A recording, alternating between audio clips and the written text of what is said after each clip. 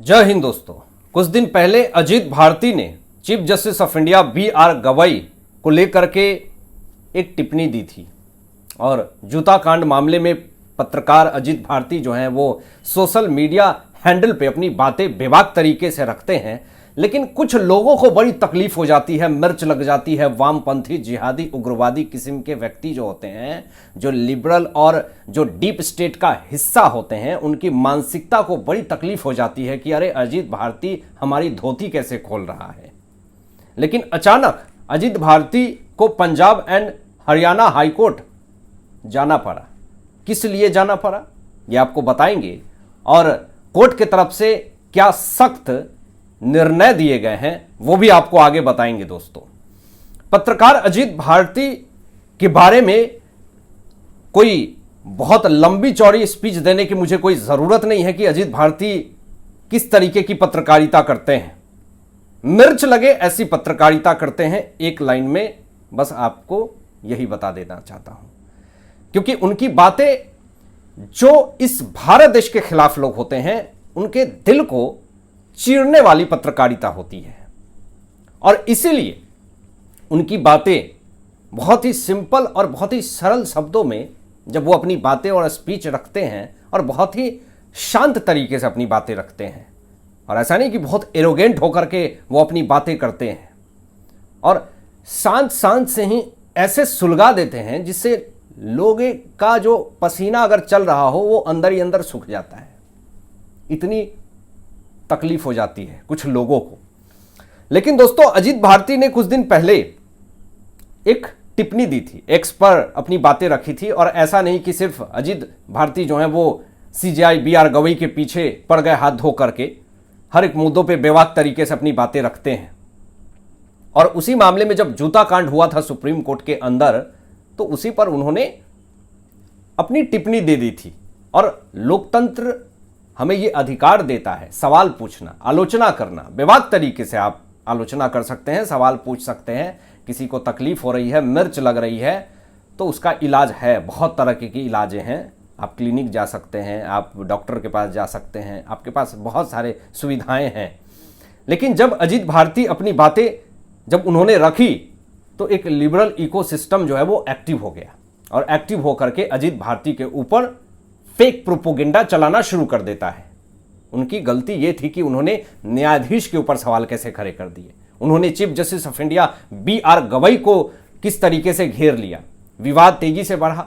उनके एक्स जो हैं वो काफ़ी तेजी से वायरल होने लगे। जो उन्होंने पोस्ट किए वीडियो तेजी से उनकी वायरल होने लगी, मीडिया में चारों तरफ खबरें चलने लगी, और उनको सवाल जवाब करने के लिए डिटेन भी किया गया था। हालांकि डिटेन उसको नहीं बोलेंगे, उन्होंने स्वेच्छा से ही वहां जाकर के सारे सवालों का जवाब दिया कि भाई हमने इस तरह की बातें कही है, और एक भी शब्द हमने गलत नहीं प्रयोग किया, किसी को लेकर के ऐसी बात नहीं कह दी जिससे कहीं दंगा भड़क गया, किसी का नुकसान हो गया, या फिर सरकारी संपत्ति को नुकसान हो गया।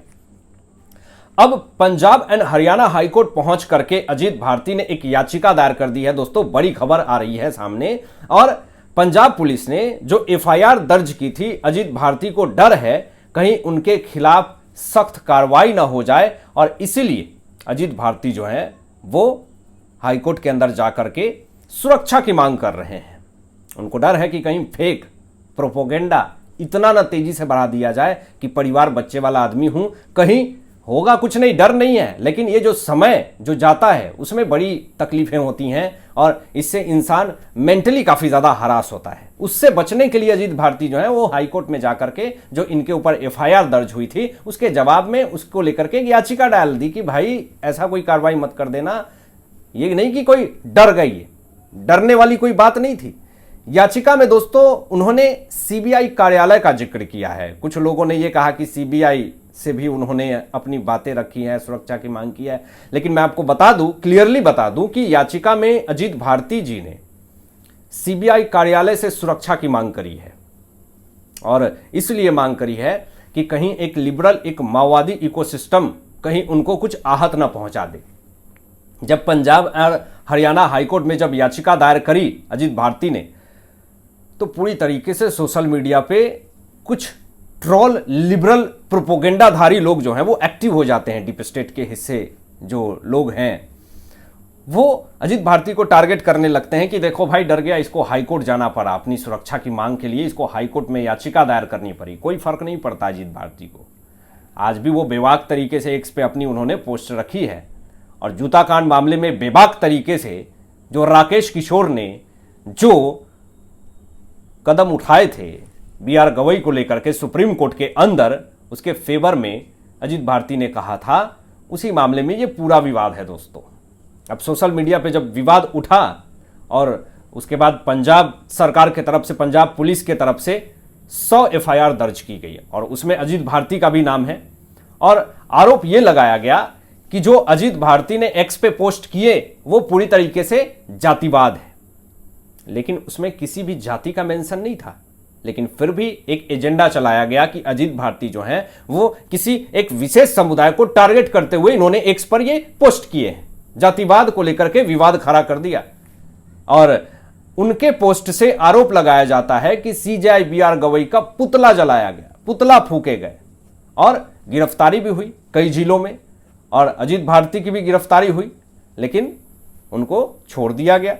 अब यहां पर दोस्तों आपको बता दूं, बड़ी और ब्रेकिंग खबर सामने आ रही है कि जो न्यायमूर्ति सुभाष मेहला ने मामले की सुनवाई की और उसके बाद सुरक्षा की मांग मामले में जो याचिका दायर करी गई, उसके लिए 3 नवंबर के लिए इस मामले को स्थगित कर दिया गया है। सुबह से लेकर के रात तक रवीश कुमार, अभिसार शर्मा और प्रसून वाजपेयी, नेहा सिंह राठौर, ऐसे तमाम ये लिबरल सोच के लोग हैं जो कि भारत देश के सम्मानित प्रधानमंत्री के खिलाफ जहर उगलते रहते हैं, झूठ मूठ अजुल फजूल बिना आधार के, बिना सबूत के आरोप लगाते हैं एक्स पे ही। लेकिन इनको लेकर के पंजाब सरकार, पंजाब पुलिस के तरफ से एक भी FIR दर्ज क्यों नहीं होता है? अगर एक बार यही मामला हुआ था कि रिपब्लिक भारत की एक पत्रकार जब अरविंद केजरीवाल से, आम आदमी पार्टी सरकार से जब सवाल पूछ रही थी, तो उसी पत्रकार के साथ पंजाब पुलिस के तरफ से धक्का मुक्की की गई थी। और ये लोकतंत्र की बात करते हैं, ये जातिवाद की बात करते हैं। और जिस तरीके की बर्ताव ये आम आदमी पार्टी सरकार पंजाब के अंदर कर रही है, इससे साफ तौर पे पता चलता है कि तानाशाही नरेंद्र मोदी जी की सरकार नहीं कर रही है। आपकी स्टेट में एक सरकार है तो आप अपने पावर का इतना गलत प्रयोग कर रहे हैं और आप सोचते हैं कि तमाम देशों में हमारी सरकार बन जाए, तो फिर आप क्या क्या कहर बरसाएंगे ये तो ऊपर वाला ही जानता है। हालांकि आपकी क्या सोच है इन तमाम विषयों पे अपनी विचार व्यक्त कीजिएगा और मिलते हैं लेटेस्ट ब्रेकिंग एनालिसिस के बाद। तब तक अपना ध्यान रखें, ख्याल रखें। सत्यमेव जयते। जय हिंद।